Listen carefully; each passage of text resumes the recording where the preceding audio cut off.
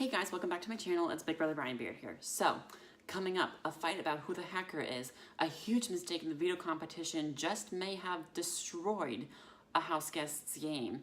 And we will look at two new controversial moments from inside the Big Brother house in another edition of The Outside View. One will be from this season and one will be from another season. So let's get started. Rockstar was just put up on the block by the hacker Casey. Casey says that she put up Rockstar because she is least likely to win the veto. That's exactly why you shouldn't have put her up. Nobody knew that Casey was the one to put up Rockstar because it was all anonymous. So she should have taken advantage of that and made a big move by putting up Scotty or Fezzi, somebody who's a threat to her game. Rockstar's not a threat to her game. She's not going to win any competitions, so you shouldn't put her up. So as the hacker, Casey also needs to figure out who she's going to choose for the veto, and she doesn't want to choose herself because it would be obvious. Casey gets taken down, Casey gets chosen for the veto, okay, Casey must be the hacker. She doesn't want that to be a connection, so she considers choosing Tyler. Rockstar becomes very passive-aggressive in the house, and she thinks that maybe Casey is the hacker. So Rockstar confronts Casey about being the hacker, and they fight. And I have to say that Casey's acting skills are subpar. She gets super defensive about anything before Rockstar even accuses her of being the hacker. Rockstar is like, funny how I'm on the block, and Casey's like, I'm not the hacker. And Rockstar's like, I didn't say you were the hacker, but now I think you're the hacker because you just defended it.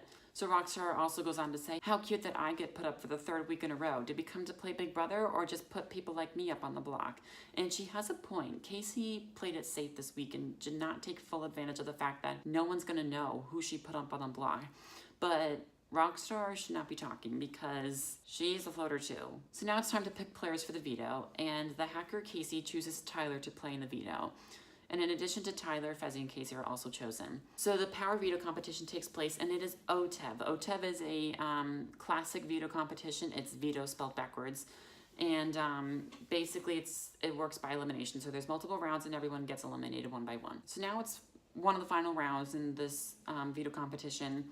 And Rockstar accidentally gives Tyler the answer to the question that was asked, which means that Tyler actually ended up making it to the final round when he wouldn't have. Big mistake on Rockstar's part, because now in the final round, it's now between Rockstar and Tyler, and Rockstar comes back with the wrong answer. Tyler comes back with the right answer, and Tyler wins the veto. One of the biggest chokes in Big Brother history done by Rockstar. So now the veto meeting takes place, and Tyler does not use the veto on Rockstar. He uses it on Angela. And Haley puts up Casey as the replacement nominee, which means that the final two nominees are Rockstar and Casey. So now it's time for the outside view. And we got two things to talk about. One involves JC and the hashtag #MeToo movement, and the other is from another season, season 15, with a girl named Aaryn Grease. We will talk about both of them. So first we will talk about JC and the hashtag #MeToo movement. I will also link a clip to the video of what happened. But basically what happened was JC gave Brett a hickey. They have nothing else to do. And they were joking around about it and stuff, and JC was like, oh my gosh, let's just blame Fezzi. Fezzi sexually assaulted Brett. Oh my gosh, hashtag #MeToo. And everyone was like, oh.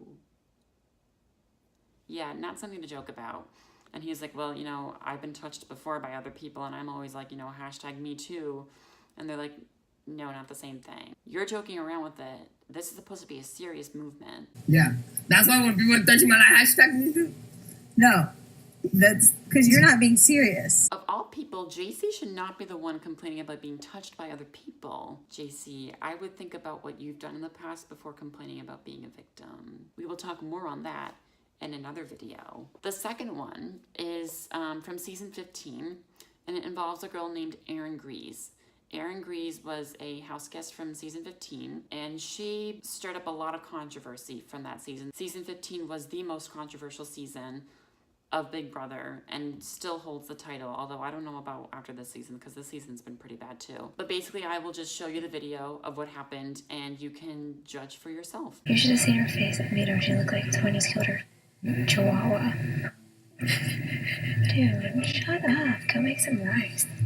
You look probably like a squinty Asian right now. No one's gonna vote for whoever that queer puts up. Then Kansas is already on the dark side because she's already dark. So be careful what you say in the dark. Might not be able to see the bitch. Yeah. Bye. You want crystal ball on your nail, make you shine like the star in the sky. You look so pretty. You say you want long nail. I try and help you. Aaryn got evicted and was one of the only people to be booed at the live eviction in front of the live studio audience. And she had a very intense interview with Julie Chen afterwards. Put your bag down. We have a lot to talk about, including the mixed reception you just got. In the early days of this game, you said some pretty harsh things about your fellow housemates. I have said some things that have been taken completely out of context and wrong, and I do not mean to ever come off racist. That's not me, and I apologize to anyone that I've offended for that. We want to point out everyone in the house went in knowing that everything they say, everything they do gets broadcast live on the internet. So when you say the intention was not to hurt anyone, let me just read back a few of the things you said. Referring to Candace, you said, "Be careful what you say in the dark. Might not be able to see the bitch." Referring to Helen, you said, "Shut up. Go make some rice." I didn't. And referring to Andy, you said, "No one's going to vote for whoever that queer puts up." Can you see how those things can be interpreted as racist and as homophobic?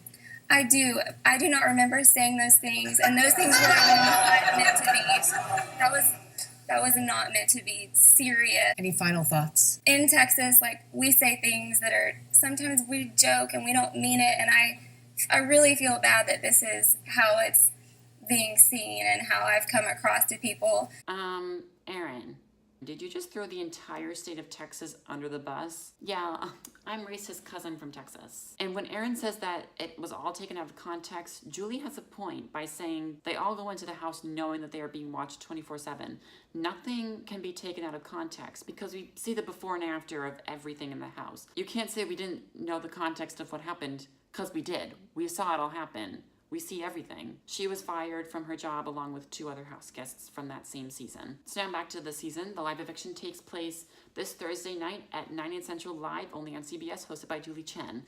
So that's it. Thanks for watching. Next time we will find out if Rockstar or Casey will be evicted and the head of household competition will begin. That's it. Thanks for watching. Like and subscribe. Goodbye.